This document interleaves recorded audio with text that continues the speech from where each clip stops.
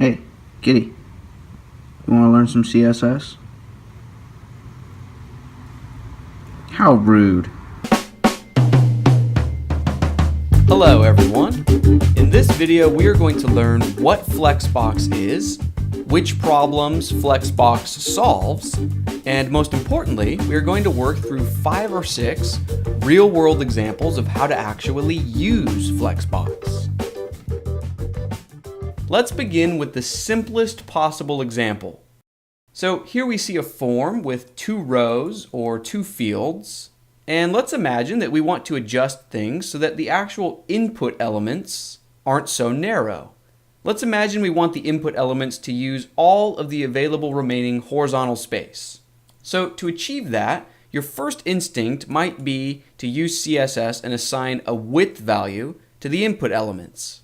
But that is an exercise in futility. There isn't a width value in the entire universe that will do the trick here, because the label for each row is a different width, right? So because the name label is narrower than the favorite color label, that means that the input field for the first row would need to be a bit wider than this input in order to fill up the remaining space in a row. So we're in a bit of a pickle, but this is where Flexbox can save the day. Because with Flexbox, we don't need to assign width values to anything. So let's take a look at the HTML that makes up this form. Here it is. So each row is wrapped in a container div that has a class of form row. And then within each container div, we see a label and an input pair. Now, if we want to begin using Flexbox, our first step is to adjust the CSS of our container elements. So in this case, the divs with a class of form row. So over in my CSS file, here is a rule that's targeting those container divs. Currently, I'm just giving this class a bit of padding, but if we want to use Flexbox, we just tell the container divs to be display flex. Now with this line in place, it opens the door to new ways of sizing the children elements that live within this container. So if we want the input element to flex or grow and fill up the available remaining space in a row, we can simply say flex 1. Now I will explain how this syntax works and what it actually means in just a moment, but for now, if we save this and refresh, we see that that did the trick. All right, now in order to better understand this syntax that we used here, we are actually going to jump into a new example.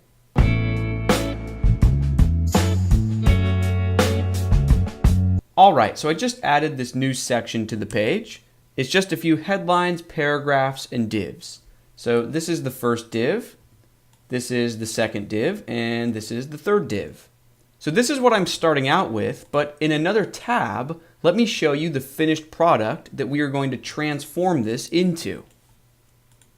So it's a 3-column layout, right? We have our main column, we have sidebar 1 and sidebar 2. And we are going to use Flexbox to achieve this layout. Let me jump back to our work in progress tab. And let's begin by taking a look at the HTML that creates this section. So it has an overall container or wrapper div that has a class of column layout. And then nested within that div, we see a div for main column, and a div for sidebar 1, and a div for sidebar 2. Now, if we want to use Flexbox, the first step is to target the container or parent element with our CSS. In this case, that's the overall div that has a class of column layout. So I'm going to jump over to my CSS. And here is a rule that's targeting that column layout class. So let's just begin by telling it to be display flex. And without even writing any other code, just with this line in place on the container element, that will make our 3 divs sit side by side. Now currently our main column is a bit wider than each of the sidebars. And in case you're wondering why the web browser did that by default, it's simply because the main column has more content or more text in it. It has more content, so the browser gives it more space to breathe. But just for a quick exercise, let's imagine that we want our 3 divs or 3 columns to all be perfectly equal in width, right? So let's imagine we want 3 equal width columns. So to make that happen in our CSS, Here are the rules for the main column and the sidebars. So all we would do if we want them to all be equal width, we could just say flex1, and then I'm just going to copy and paste this into these two rules. And if I save, we see that the three columns are now perfectly equal in width. So this can give us a bit of insight into what this flex1 really means. We can think of this 1 value as our baseline, right? So if we want an element to be the same size as its siblings, we say flex1. All right, now let's give ourselves another example task to understand this syntax even better. So let's imagine that we want our main column to be twice as wide as either of the sidebars. So in our CSS, we would tell the main column, instead of having a flex of 1, we would say flex2.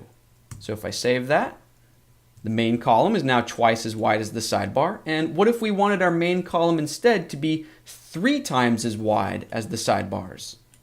Obviously, instead of flex2, we would say flex3 because 3 is 3 times larger than 1. So 1 is always our baseline. It's the default value if we want space to be divided up evenly amongst the children elements. And then we can use larger or smaller numbers in relation to 1. So if we say 3 here and refresh, the main column is now exactly 3 times wider than either of the sidebars.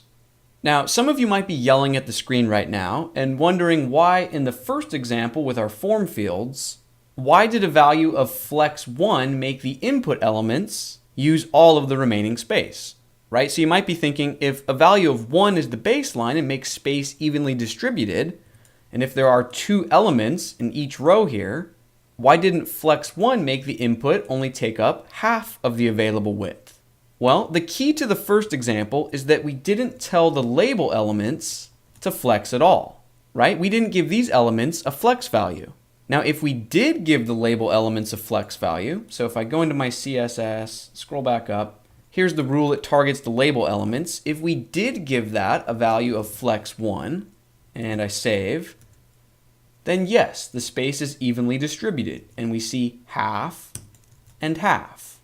But the beauty of Flexbox is that we don't have to tell all children elements to flex. And by not giving the label element a flex value, it can just remain its natural auto size. In the input, we'll say, it looks like I'm the only child element playing the flex game, so I'll go ahead and take up all of the available space. All right, now let's get back to our 3-column layout example. So you will remember that in my other tab that shows the finished product of what we want to build, in that example, the main column is in the middle, or in other words, sidebar 1 is the first column. Now, if I jump back over to our work in progress tab, if we want the sidebar 1 column to come first, our initial instinct might be to jump over to our HTML and cut and paste and reorder the column divs. But with Flexbox, we don't need to do that. Because for search engine optimization reasons, maybe we want the main column to come first in our HTML code. Now luckily, Flexbox makes it very easy to control the ordering of our content. So I'm going to leave my HTML alone and simply hop into our CSS. And if we want sidebar 1 to come first, we can just say order 1. And then we want our main column to come next. So for main column, we can say order 2. And we want our sidebar 2 to be last, so we can say order 3. So if we save this and refresh, that did the trick. All right, now next, you might be wondering how we can add margins in between our columns. Well, to answer that, we are actually going to jump into a new example.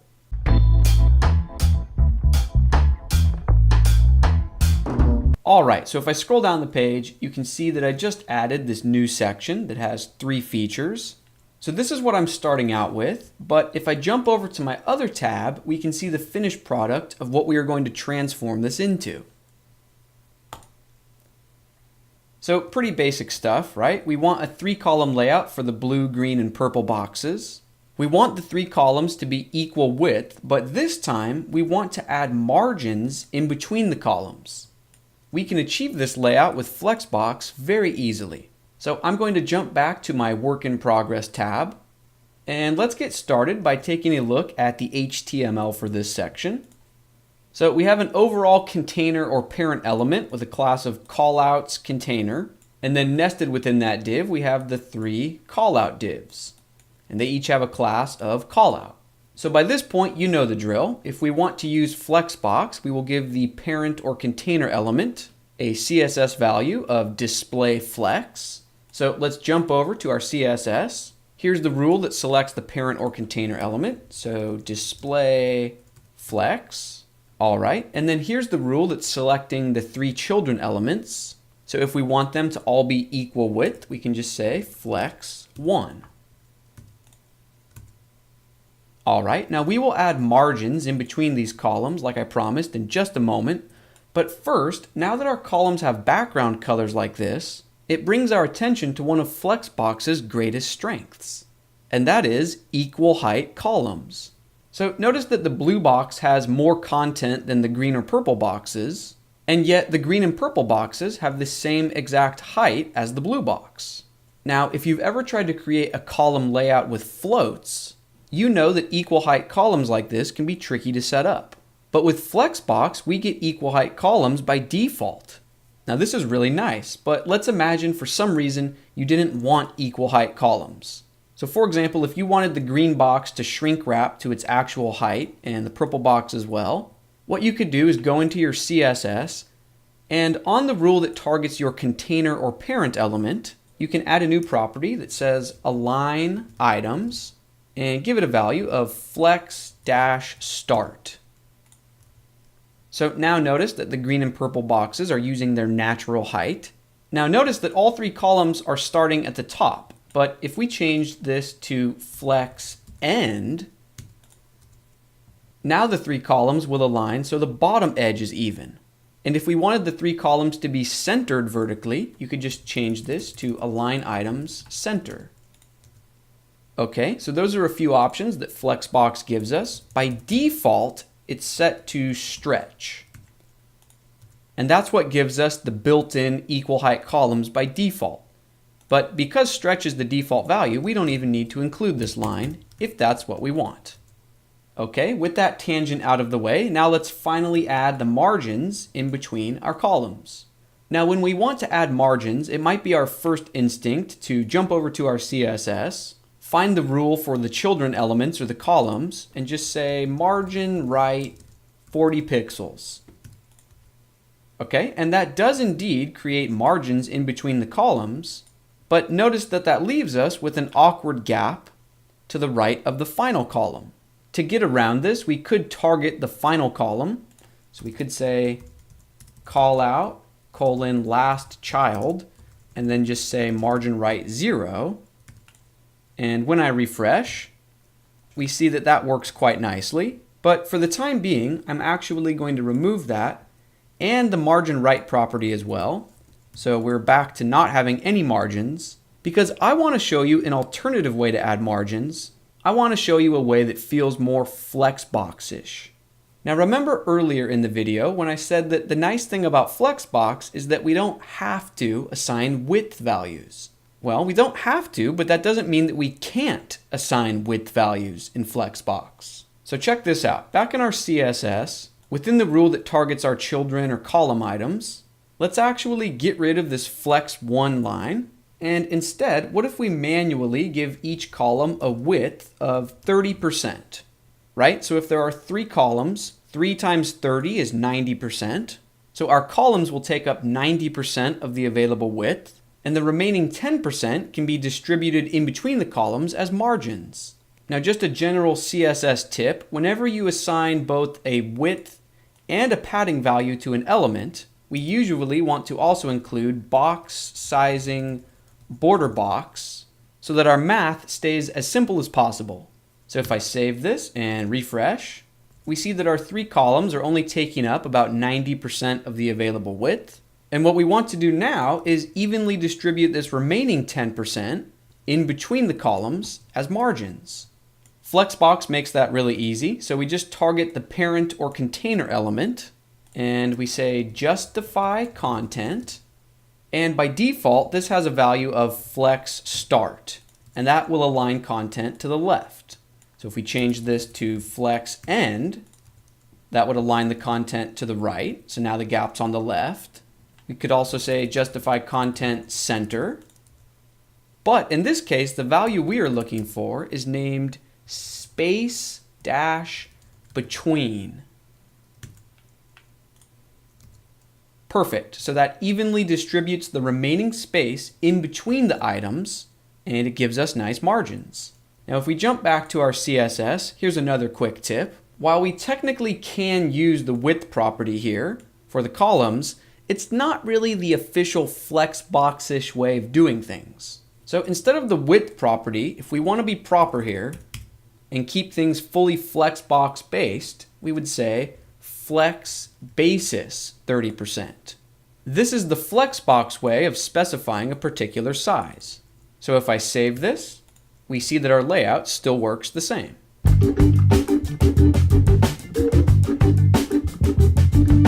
So this 3-column layout works well for larger desktop or laptop screens, but what about smaller tablets or smartphones? So you'll notice that as my screen gets smaller and smaller, the 3-column layout looks worse and worse. Right? So this is unacceptable. So on a screen that's this small, we don't want multiple columns, right? So we want the blue box to use the full available width, and then we want the green box to stack underneath it and use the full width, and the purple box stacks underneath that. All right, so how would we use media queries and breakpoints to adjust our Flexbox layout? Well, the good news is that it's really simple. So if you've ever used floats to create responsive layouts, you know that it can be a pain to micromanage the float property, the width property, the margin properties for different screen sizes. But because we didn't use the width value, we used flex basis, and we didn't actually specify any horizontal margins, nor did we have to float our columns, really all we need to do to make this responsive is set things up so small screens don't receive the display flex and justify content lines on the parent element. So check it out. Here's what I would do. I would just cut these 2 lines, the Flexbox related lines being applied to the parent or container element. I'll cut those to my clipboard. Okay, let's save that. So now notice this is the layout that we want for small screens, but on larger screens, we don't want this. We want our 3 columns to be back in place. So in our CSS, let's create a new media query. So the @ media, let's say screens that are at least 900 pixels or larger. All right, now within this media query, we will target the parent or container class. So that was callouts container. And then we can just paste back in our clipboard. Right? So only screens that are this wide or larger should receive the Flexbox-based properties. So let's save this.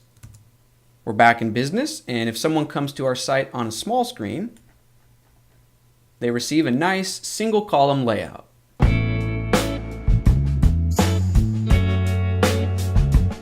All right, so I just added this new section to the bottom of the page.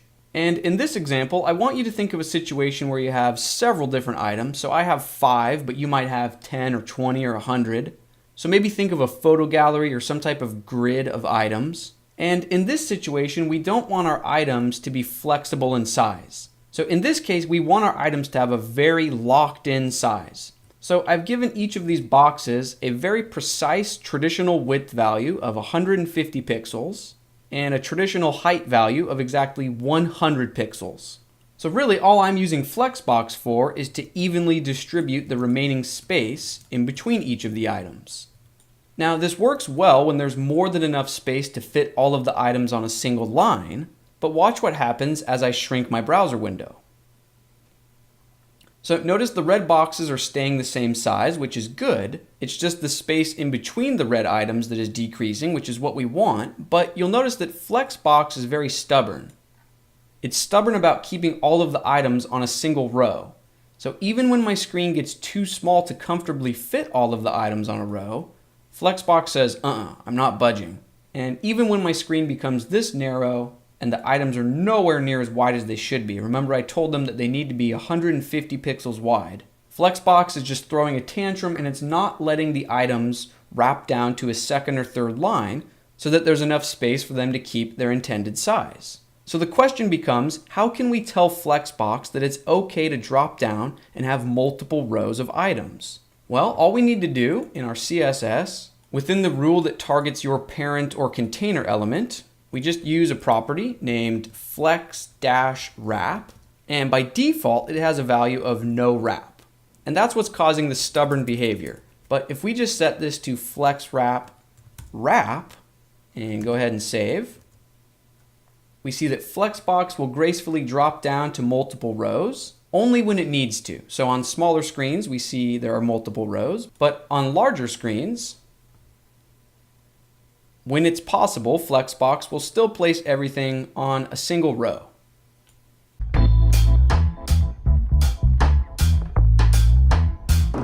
All right, I just added this new section to the bottom of the page. And our goal for this example is to perfectly center this text within this dark gray box. So we want to center it both vertically and horizontally. So let's take a look at our HTML.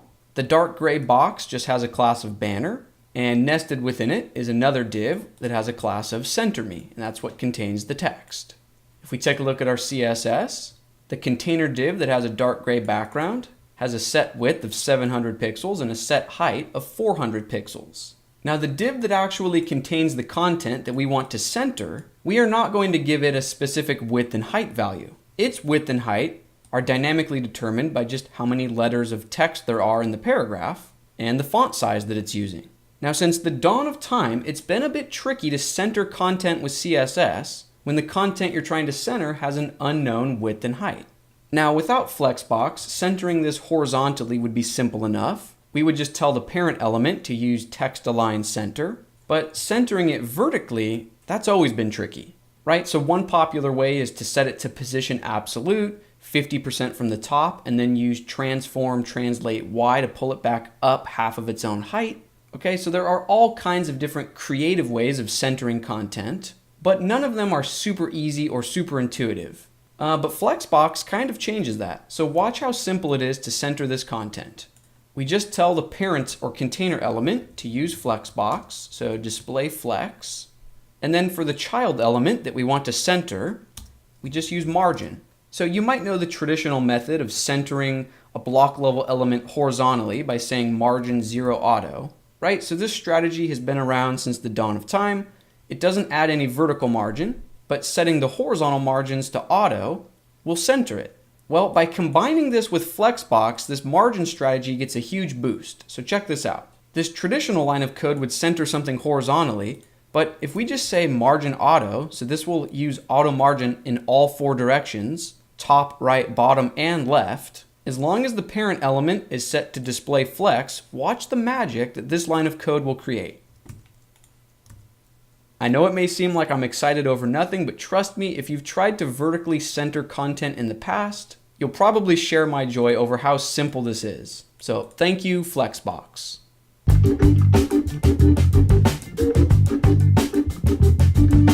All right, I just added this new section to the bottom of the page, and this will be our final example in the video. So if you've made it this far, pat yourself on the back. Okay, so this is what I'm starting with, but let me jump over to my other tab to show you the finished product of what we are going to transform this into. So what are we looking at here? What's the goal here? Well, basically we have a 2-column layout, right? So here's one column and here's the second column. And the effect that I'm trying to demonstrate here that we're going to work on is this column is the main column, right? So it contains the content that is defining how tall this entire block is. And then in our second column, let's imagine that we want to divide it up vertically in half.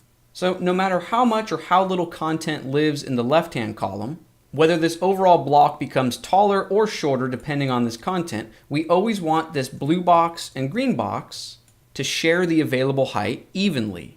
Now again, this may not seem like that neat of an example, but trust me, if you've ever used floats to try to create column layouts, you know that something like this is trickier to set up than it might seem. But with Flexbox, it's not that bad. So let's jump back to our work in progress tab.